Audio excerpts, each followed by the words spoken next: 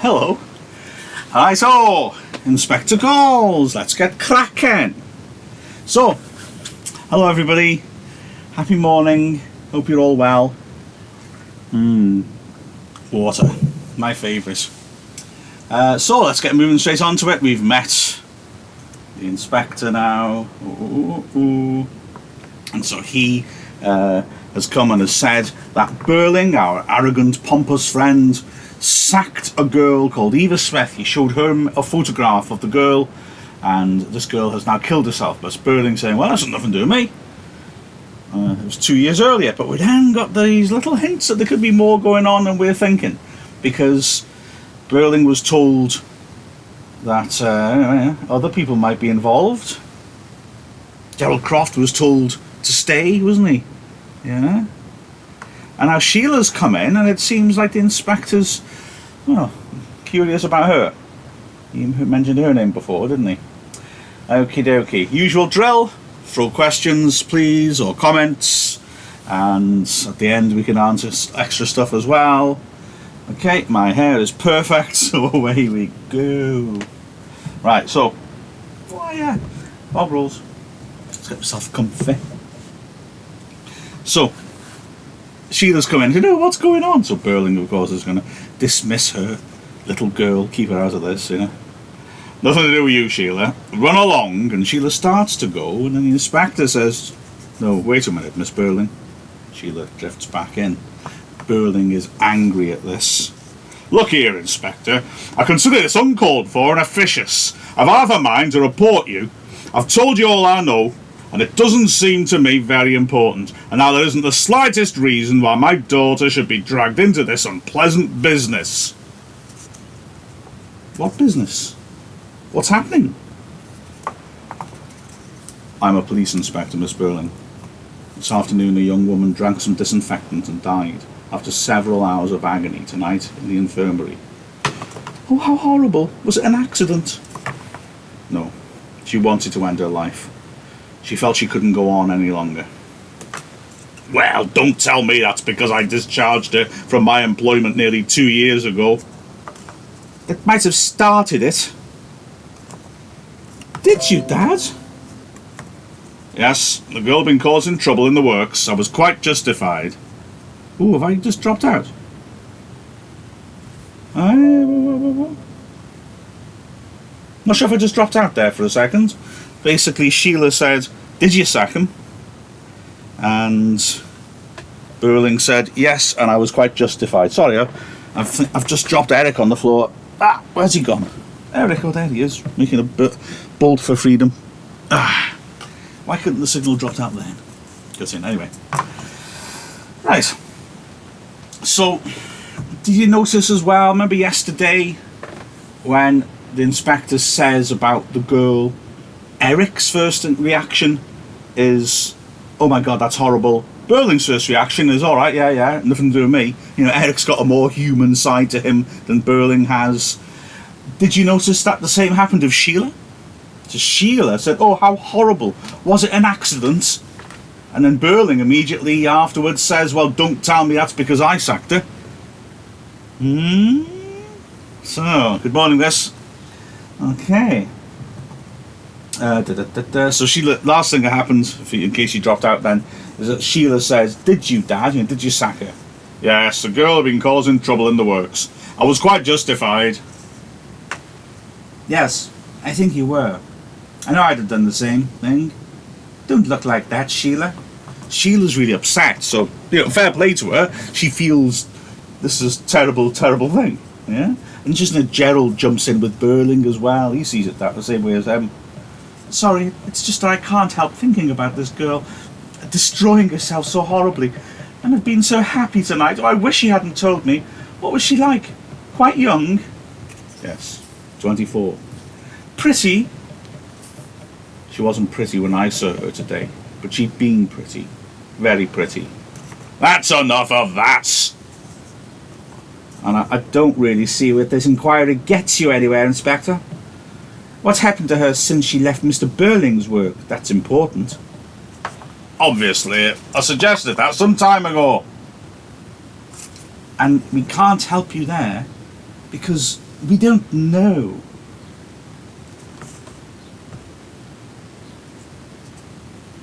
Are you sure you don't know?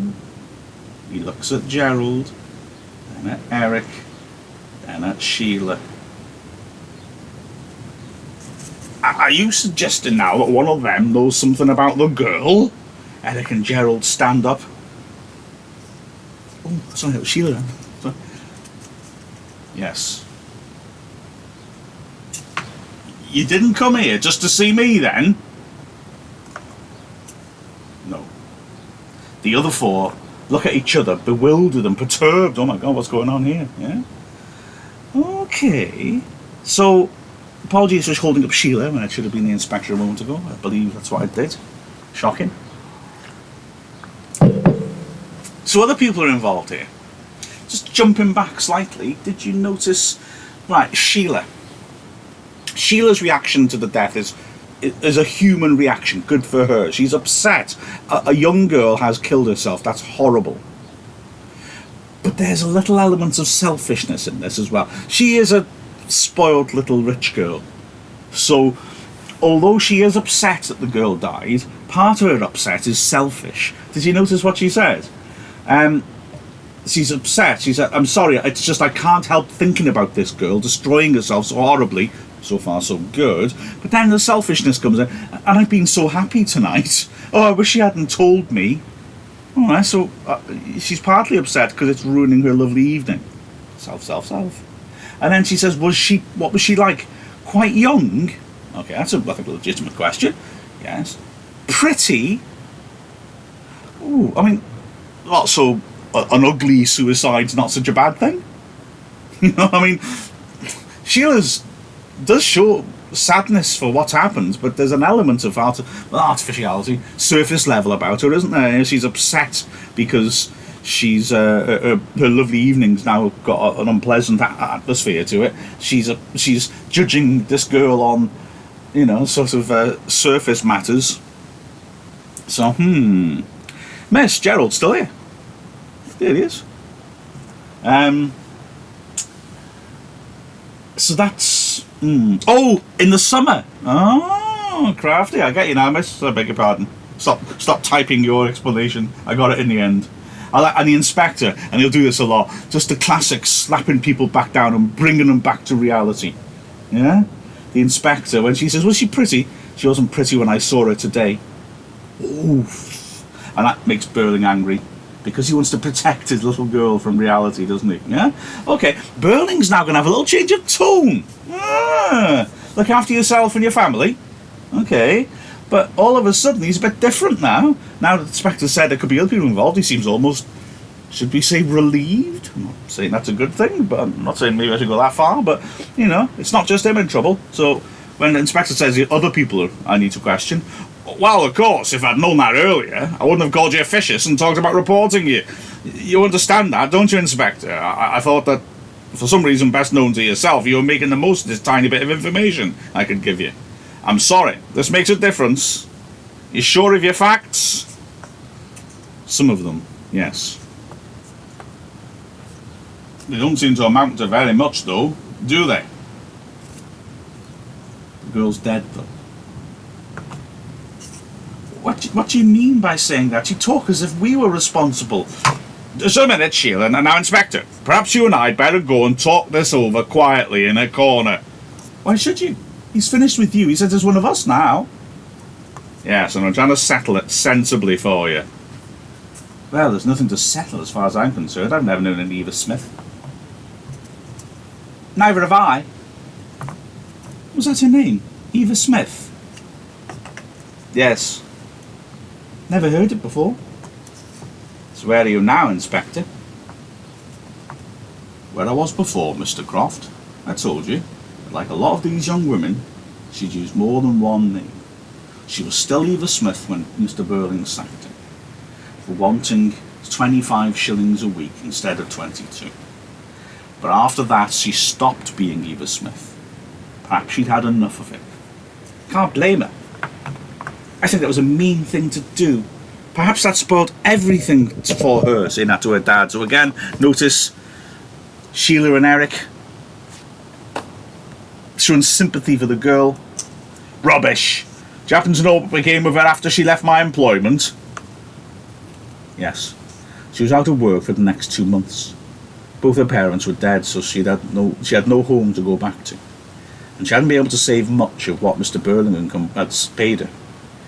So after 2 months with no work, no money coming in and living in lodgings, with no relatives to help her, few friends, lonely, half-starved, she was feeling desperate.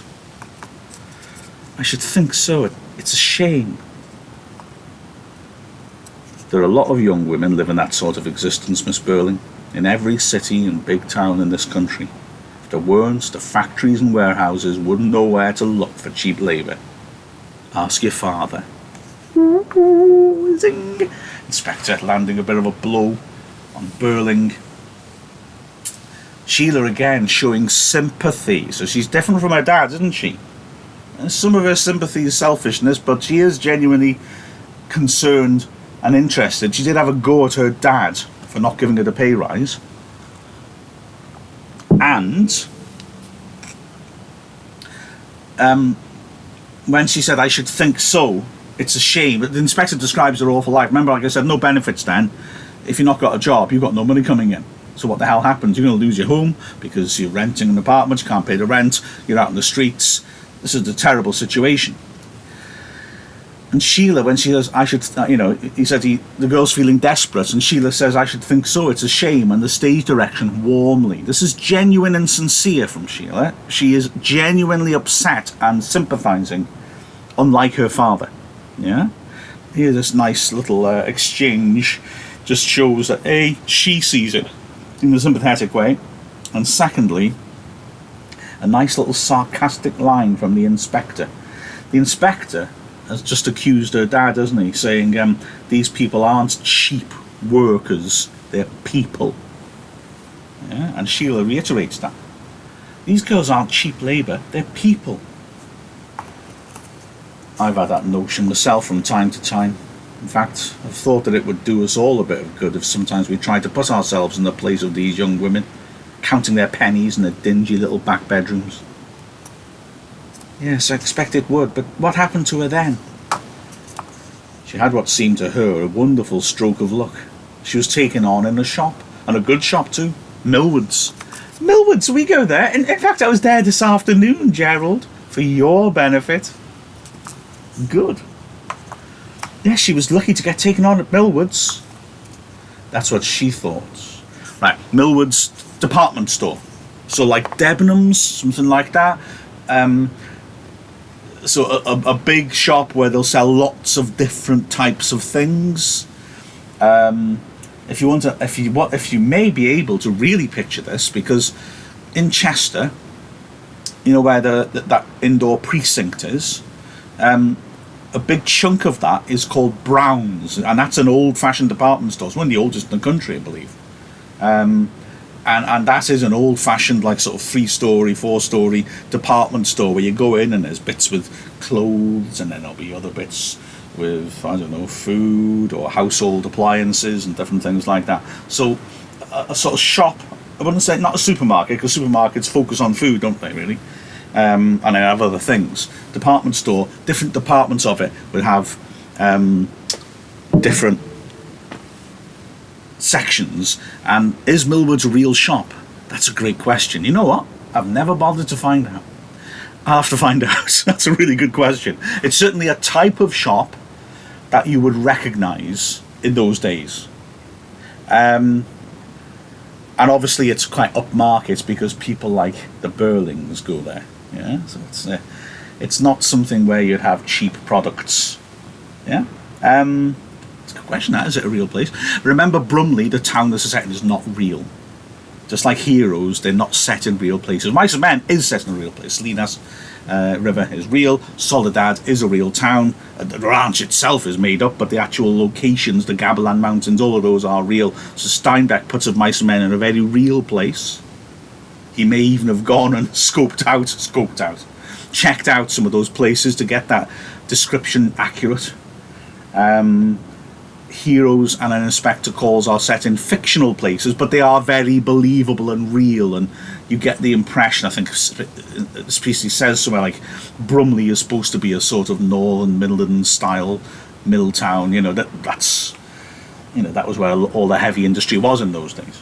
And you can tell that Monument is very clearly a sort of area in northern USA, near Boston, near the Canadian border.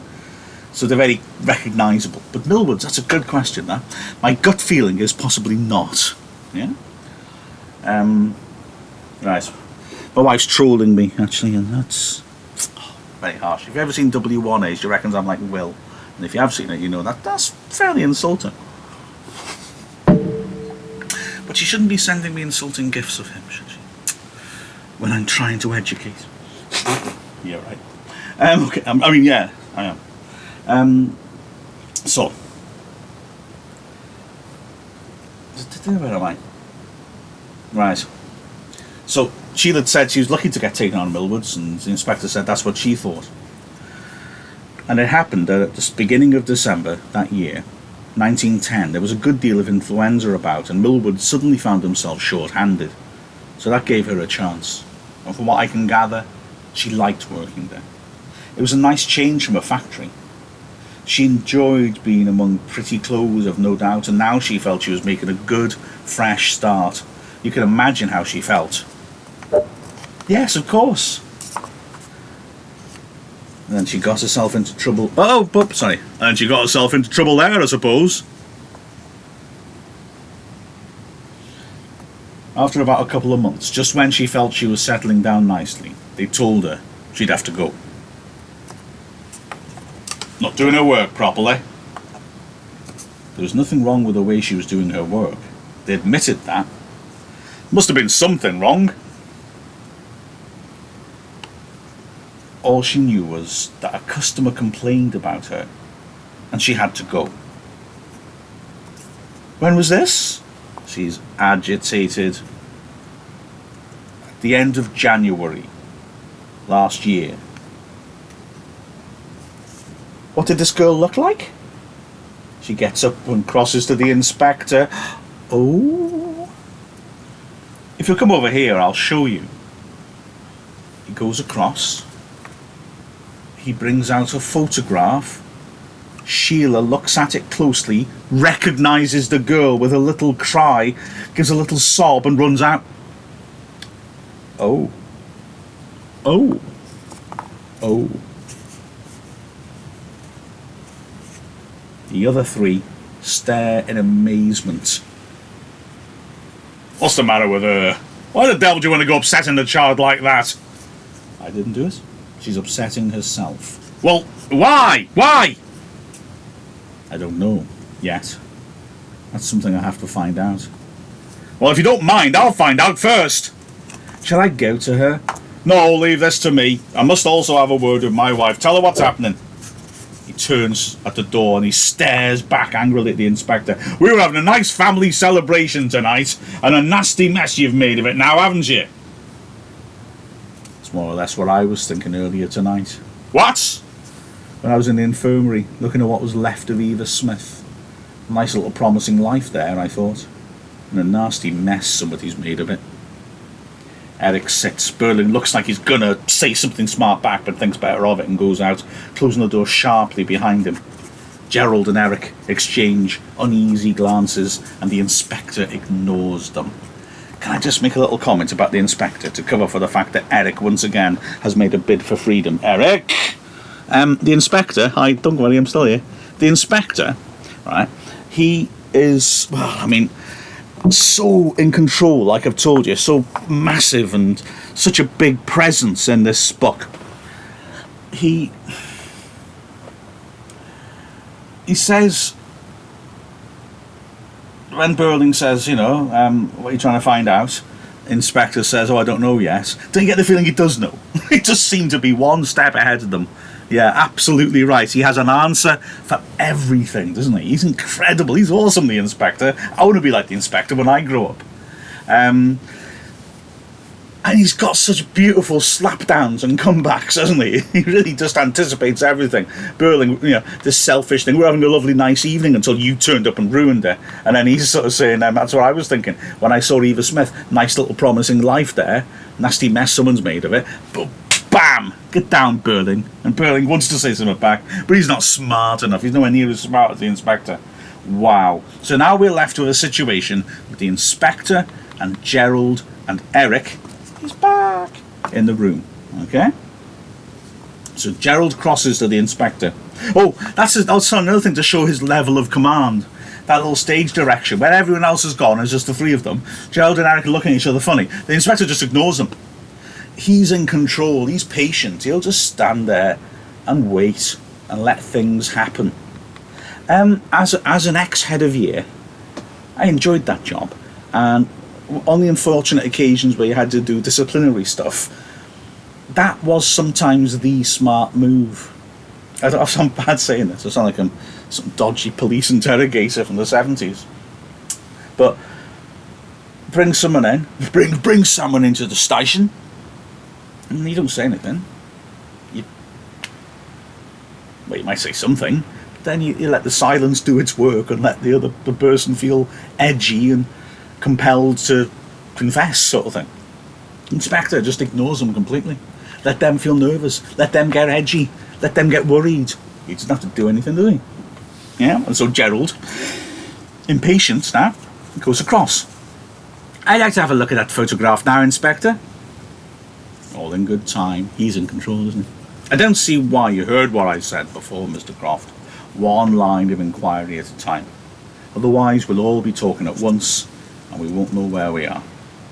If you've anything to tell me, you'll have an opportunity of doing it soon. Ooh. So Gerald's uneasy now. Well, I don't suppose I have... And then Eric sort of cracks. So again, like I said, the sort of psychological effect. He jumps out, jumps up out of his seat. Look here, I've had enough of this. I dare say.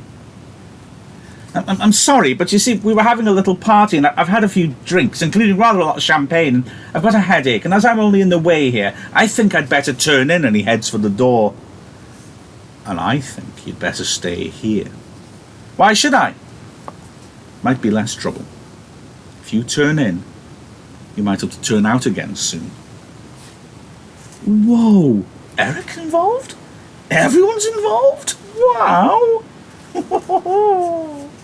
Man, do you see why I said at the start the inspector's got to be, I think, calm and in control rather than the shouty sort of character?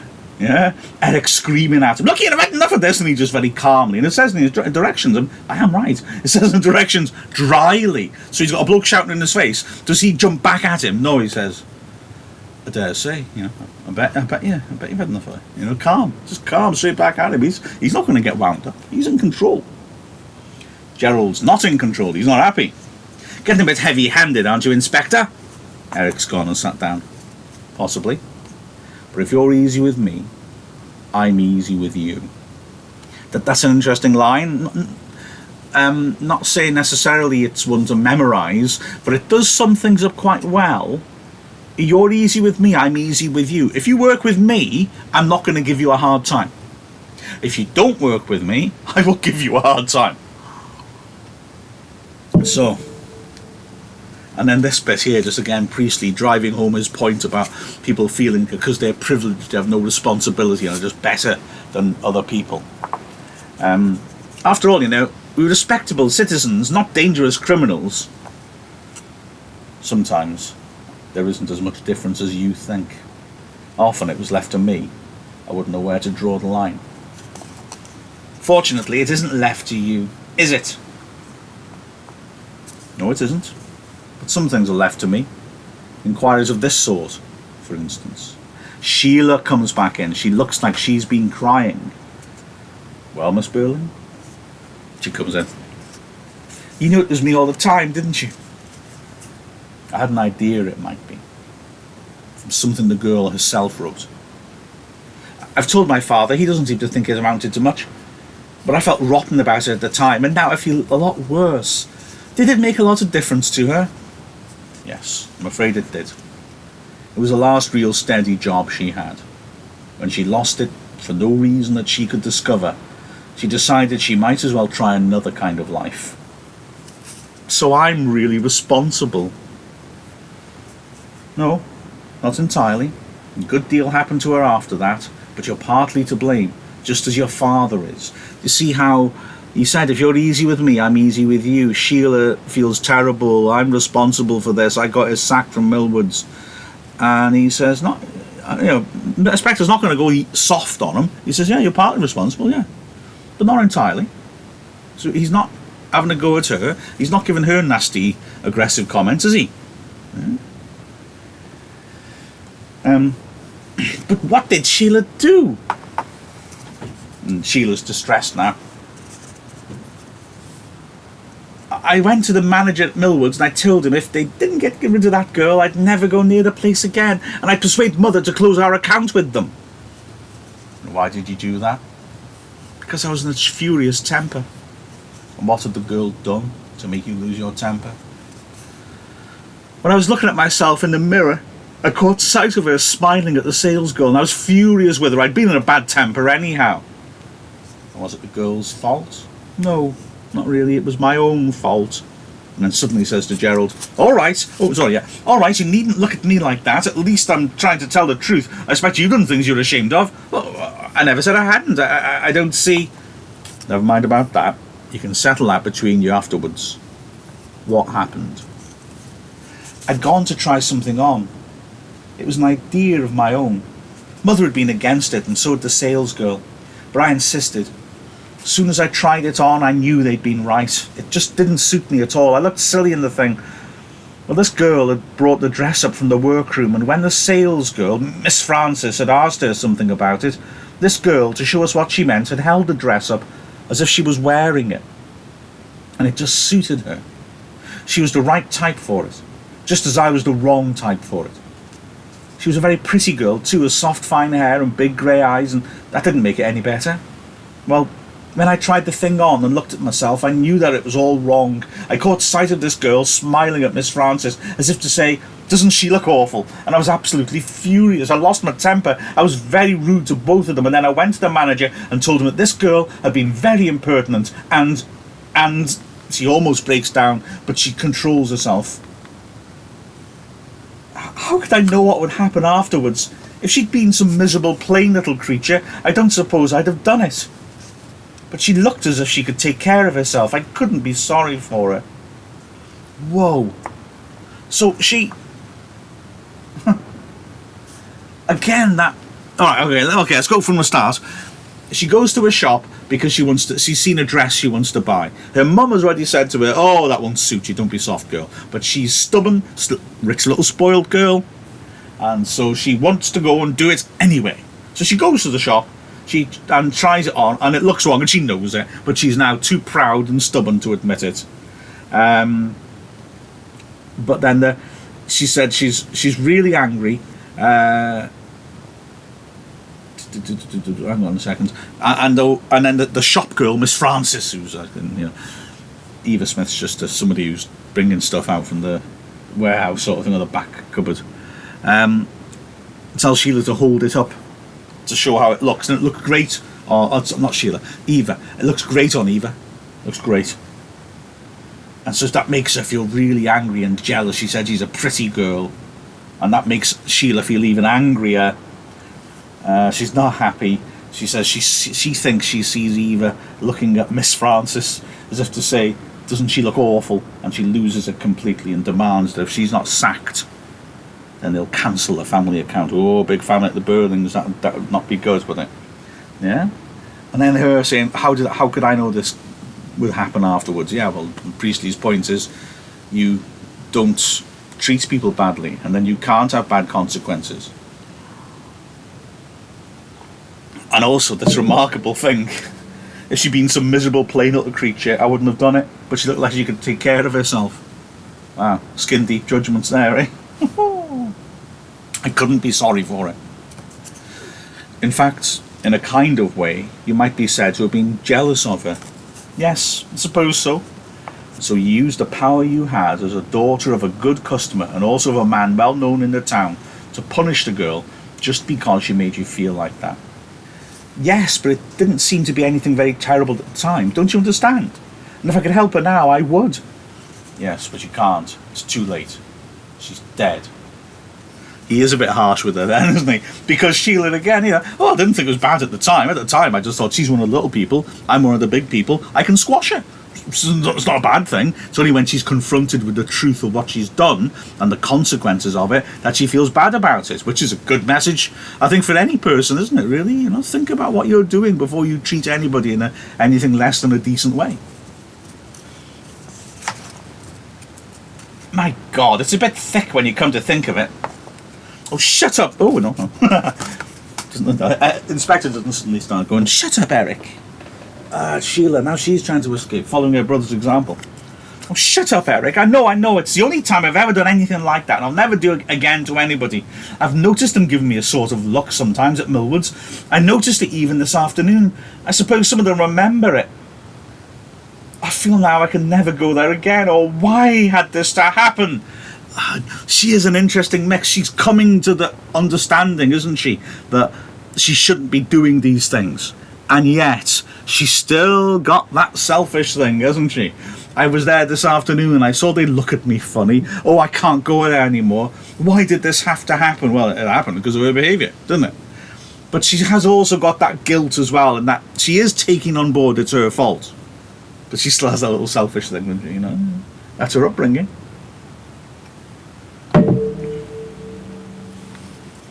So she said, why did that have to happen? So Inspector again is going to give her another little jolt of reality. That's what I asked myself tonight when I was looking at that dead girl. Then I said to myself, well, you'll have to try to understand why it had to happen. And that's why I'm here. And why I'm not going until I know all that happened. Eva Smith lost her job at Burling and Company because the strike failed, and they were determined not to have another one. At last she found another job, under what name I don't know, in a big shop, and I had to leave there because you were annoyed with yourself and passed the annoyance on to her. Now, she had to try something else. So first she changed her name to Daisy Renton. Gerald is startled, pulls himself together. Can I get myself a drink, Sheila? Sheila just nods, still staring at him. He goes and gets some whiskey. Where is your father, Miss Burley? He went into the drawing room. Eric, will you take the inspector along there, please? Eric gets up. The inspector looks from Sheila to Gerald and goes out with Eric. Well, Gerald? He's trying to smile. Well, what, Sheila? How did you come to know this girl, Eva Smith? I didn't. Daisy Renton, then. It's the same thing. Why should I have known it? Don't be stupid. We haven't much time. You gave yourself away as soon as you mentioned the other name. All right, I knew her. Let's leave it at that. We can't leave it at that. Now listen, darling. No, that's no use. You not only knew her, but you knew her very well. Otherwise you wouldn't look so guilty about it. When did you first get to know her? Was it after she left Millwoods? When she changed her name, as he said, and began to lead a different sort of life? Were you seeing her last spring and summer, during that time when you hardly came near me and said you were so busy? Miss Tompkins? Were you? He doesn't answer, he just looks at her. Yes, of course you were. I'm sorry, Sheila, but it was all over and done with. Oops. Last summer. I haven't set eyes on the girl for at least 6 months. I don't come into this suicide business. I thought I didn't half an hour ago. You don't. Neither of us does. So, for God's sake, don't say anything to the inspector. About you and this girl. Yes, we can keep it from him. Why, you fool. He knows. Of course he knows. And I hate to think how much he knows that we don't know yet. You'll see. You'll see. She looks at him almost in triumph. He looks crushed. The door slowly opens and the inspector appears, looking steadily and searchingly at them. Well? Can you see my point, firstly, about structure?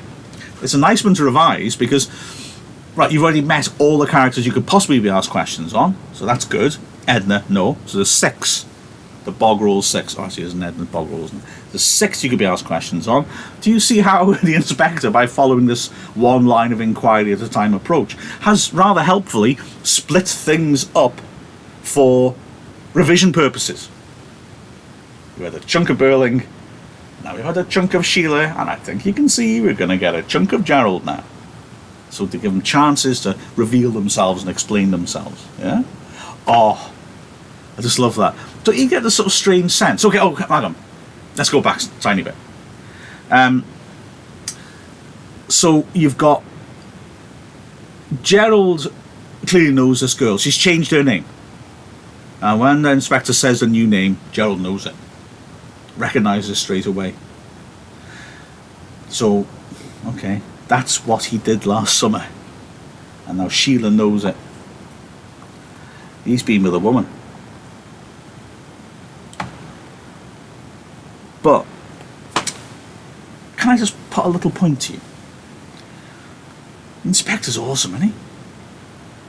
Isn't he clever how he manipulates situations? He manipulated the situation so he was on his own with Gerald and Eric, so they could stress each other out a bit. And now he's manipulated this situation, has he?